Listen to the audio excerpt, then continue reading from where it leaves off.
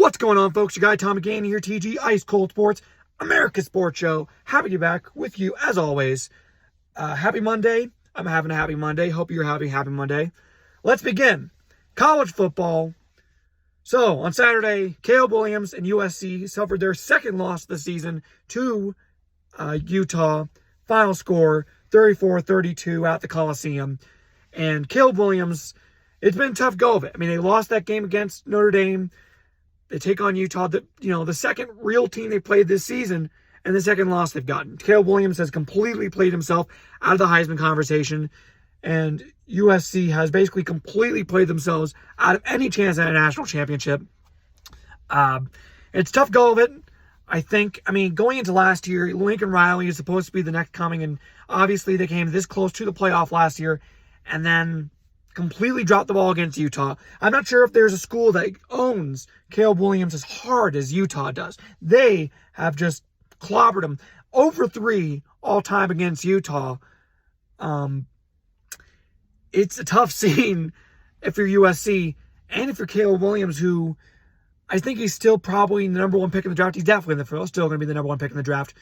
And talking about that, so Emmanuel Acho, who works for ESPN, after USC lost, he comes out and he says, you know what? I think Caleb Williams should sit out the rest of the year. He should sit out and, to protect his draft stock, because he can't win the Heisman, he can't win a national championship. Sit out, protect draft stock. And I got to be honest, very bad idea. Really bad idea. And I'll tell you why. Let's start off with just leave out the fact that college football shouldn't be considered just a minor league for the pros and then it means something by itself. I think it does. But moving beyond that, do you really want to take a quarterback who is going to abandon his team this early in the season just because, he wants to protect draft stock? Do you? I think if you are as an NFL team, I would have second thoughts on that quarterback. There's always been questions about, Caleb Williams and Lincoln Riley and how they've acted this season. And it's not getting better if you completely take yourself out of the game in order to protect, the hypothetical draft stock going forward. Now, I'd understand sitting out the bowl game. That's one thing. But sitting out the rest of the season, that's just out there. That's just crazy.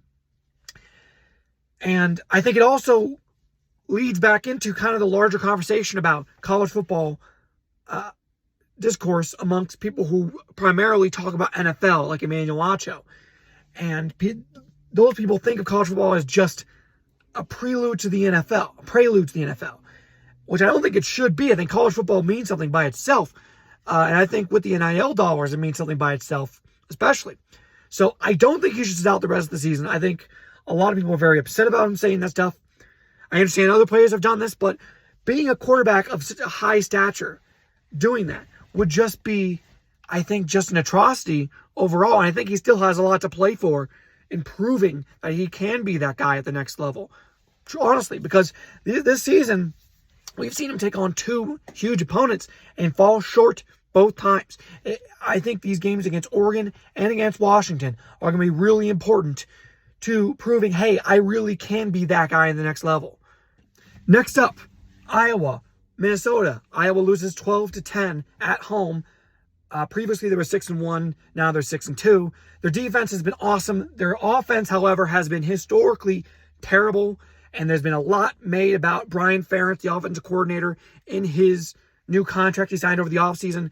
It stipulates that he get 325 points on the season, which means he averages 25 points per game. And he has been falling well short of that. In this game, late in the fourth quarter, punt return by Iowa's Cooper DeJean, one of the best punt returners in the game. He takes it back for a touchdown. It looks like Iowa's saved. They're going to be 7-1. But oh, no, sir. Oh, no. They say it is an illegal fair catch, that he was waving his arms below his shoulders, and that counts as an illegal fair catch, and the ball is dead at where it was downed. Folks, terrible call. Awful call. And listen, People are going to come back, and they were coming back at me on Twitter saying, you don't know what you're talking about. If you read the rule book, it's the right call. He waved his arm below his body, like below. And if you actually watch the game, he was just waving off his teammates. The way the rule book is worded, it makes it sound like if he like barely waved his arm, it would be considered a fair catch, like an illegal fair catch in that situation. So it was just a ticky-tack call. No one's ever heard of this rule before. Not really. It quite clearly, he wasn't trying to call a fair catch. No one in their right mind thought he was trying to call a fair catch, or he was trying to make some sort of fair catch or doing like a bad fair catch call. He clearly wasn't doing that. It was a ref show. The refs should have swallowed their whistles there. And obviously, it was on replay that they took it back, which makes it worse, honestly. Minnesota fans will come around and complain and say, you don't know what you're talking about. This was the right call. If you look like clearly, like, look at the very little minutia of the year of the rule book, it was the right call. I don't care. He was like moving his arm to get people out of the way. Give me a break. It was with one arm also. It was just one of those calls that you can't make in that situation. You just can't. And yet, they decide to make it a ref show, make it about themselves. Iowa got screwed. I would be unbelievably pissed if I was Iowa and if I were Cooper. I feel bad for the kid. Iowa deserved to win that game. Finally, talking college football. Michigan beat Michigan State 49-0 in East Lansing. It was an absolute pummeling. It was awful. And obviously, Michigan State has had a horrendous year. Mel Tucker getting fired. It has pushed back the program so far. And then, on top of all that, on Saturday night, basically they're trying to make up time. They put a trivia video on the scoreboard for the fans. And in the trivia video, they asked the question, where was Hitler born? And the answer comes up Austria, and it shows a picture of Hitler on the scoreboard. On the scoreboard. It was one of the crazier pictures I've seen come up on Twitter. For sure, I thought when I saw it, this has to be faked. There's no way that someone made the choice of putting Adolf Hitler on the scoreboard. And they did. What possible situation would it be appropriate to put that on the scoreboard? And apparently, it was from YouTube. It was a trivia show on YouTube. Like showing trivia questions. And first of all, who didn't look at the video before they put it on the scoreboard? Who was lazy enough that they just took it from YouTube and threw it on the scoreboard? What is that all about? Like, what? What? And I'll also say this. Now, obviously, Michigan State apologizing was important. They should do that. No one should get angry at whoever made the video because it was a trivia question. It wasn't like it was like something good about Hitler or something like that. It was just a trivia question that had him in it. So, I mean, no one should cancel the video creator who had nothing to do with Michigan State. I think it's just clearly a lack of effort and attention by the video staff of Michigan State.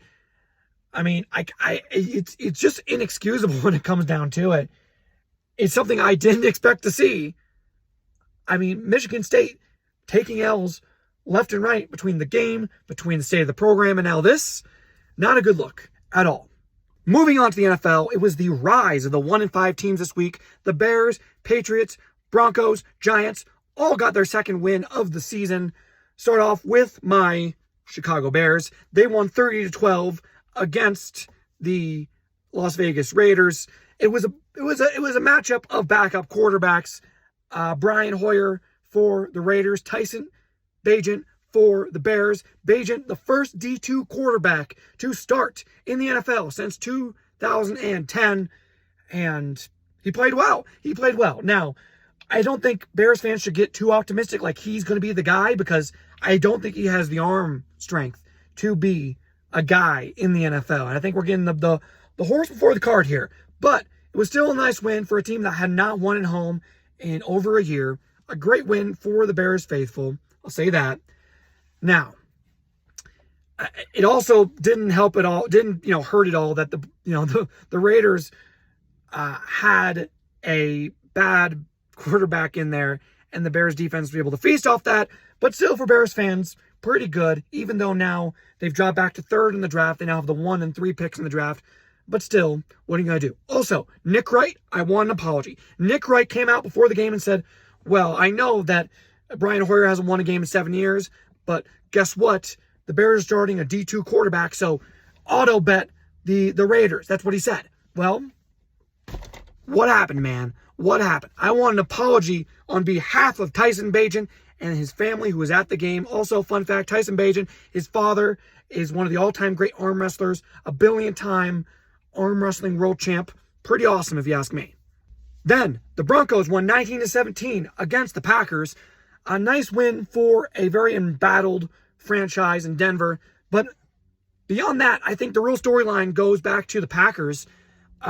Jordan Love, I think some people in Packer Nation thought after a nice first couple of games, hey, maybe we have our guy. Maybe we have the next Aaron Rodgers. And it's one of those things where if you don't see something happen, you don't believe it to be real.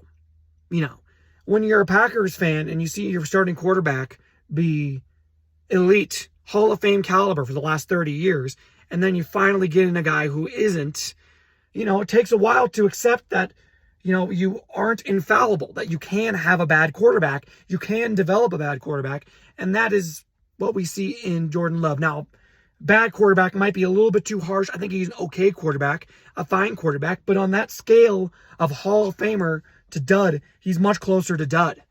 You even saw those 2 touchdown passes he threw. The first one, he should have had him in the back of the end zone by the pylon, and it was like the simultaneous possession type thing where the possession goes to the receiver. It shouldn't have even gone to that. And then the second one was a tip drill. It got tipped and then caught. So I don't think Jordan Love is him. He's not the guy, pal. He's not the guy. And I think that's the bigger takeaway from this game, but good for the Broncos. Seriously. And then the Patriots win 29-25 over the Bills. They did something that the Giants came this close to doing last week, except at home. Mac Jones, a lot of people have said bad things about him. I don't think he's a guy who can bring you to a Super Bowl. I think he can bring you to the playoffs. He's already done that.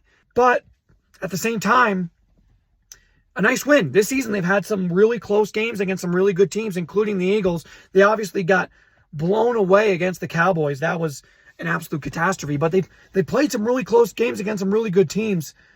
I don't think they are talented enough to really compete in this division by any means. And I think they're too far behind at this point to get back to there.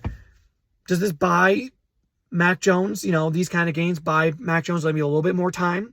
Maybe you say to yourself, maybe we don't need to go out and make that capital go to a quarterback right away. But still, for an embattled franchise, I think it's good. I think it puts some more warning signs there for the Bills that there are some holes, around the ship for Buffalo. I do think that they are still one of the best in the AFC and in the AFC East, and they should be the favorite to win the AFC East. However, a tough loss notwithstanding.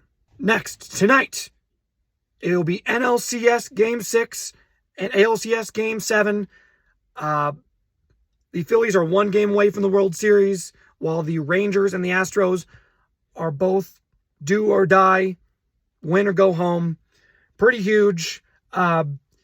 We'll see what ends up going down. Credit to the Rangers, by the way, because they went up 2-0, and then they went down 3-2, and then they won this last game. You'd think this momentum would carry on for Houston. They'd be able to win. They were able to take one back. And then the Phillies kind of did the same thing after, the series getting tied up by the Diamondbacks at home. Philly was able to take another one back. If I were to predict what it's going to end up being, it's probably going to be Astros, Phillies again. I think the best series competitively probably would be Rangers, Phillies. And then obviously I said I was rooting for a Diamondbacks Rangers World Series because of the markets being smallest markets as possible. However, I really do think the best series competitively would be Rangers, Phillies. I think if it was Phillies, Astros, I'd say Astros for sure. Astros, Diamondbacks, Astros for sure. Diamondbacks, Rangers, Rangers for sure. But Phillies versus the Rangers, I do think it would be the Phillies would have the edge. However, I think it'd be a better series overall. So I'm looking forward to that. We'll see if we can have both sides of the World Series decide tonight. If not, at least one side probably will definitely be, of course. After we get a full World Series matchup, I'm going to have Zach Lyons on here, and we're going to have a nice World Series preview to give you an in-depth look at both teams. But very exciting. I am hoping that Kyle Schwarber gets himself another ring, though, because Cup for life, of course. So we'll see. And finally, so the NBA season starts on Tuesday. Pretty huge. Another transitional part of the year. And we'll be talking about the NBA soon. I'll have Zach Lyons on. We'll talk about the NBA as well.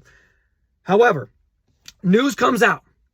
And forgive me if you haven't heard this before. James Harden says, James Harden is nowhere to be found, and he probably won't be there for the start of the season for the 76ers. Oh man, how surprised am I? Oh my gosh. I mean, he trash-talked the brass in Philly, and he's not showing up. I guess we shouldn't be surprised at all. But man, oh man. I don't know if there's a guy who is more of a me and not we person than James Harden. Consistently, year after year after year after year after year. Forcing his way out. Wanting his way out. He wanted his way out of Houston. He wanted his way out of Brooklyn. Now he wants his way out of Philly. My goodness, he's wasted the best years of his career on wanting out, on being about himself. At least it feels like it. I feel bad for Philly fans in this respect, even though I don't feel bad for them, the fact that they have, a great football team and a great baseball team. But, geez, just over and over again, he's a guy with so much talent who has so much to offer, and he just makes it about himself. Time in and time out. He's not even the main star of that team. He's behind Embiid, and yet we're talking about him and what he wants, and what he wants always. It's never about the team. He's been a superstar for so long, and you would think that eventually it would sink in that the great superstars, the guys who get somewhere in this league, at least sacrifice somewhat and make it about the team. And he doesn't seem to ever want to do that. When he is not happy, he just lets it all hang out, and he doesn't show up, even either literally or figuratively in the big games. It sucks. It's bad. I feel bad for his teammates. His head coach already got fired, and now his new head coach is already dealing with this. Unbelievable. All right, folks, thank you all for watching and or listening. Please subscribe at IceColdSPRTS, at TommySGHAN on social media, including on TikTok at TommySGHAN. That's also the Ice Cold Sports TikTok. Please subscribe on YouTube and Apple Podcasts, Ice Cold Sports. Thank you all for watching and or listening. I am Tommy Gann, and this has been Ice Cold SPORTS Sports. See you guys.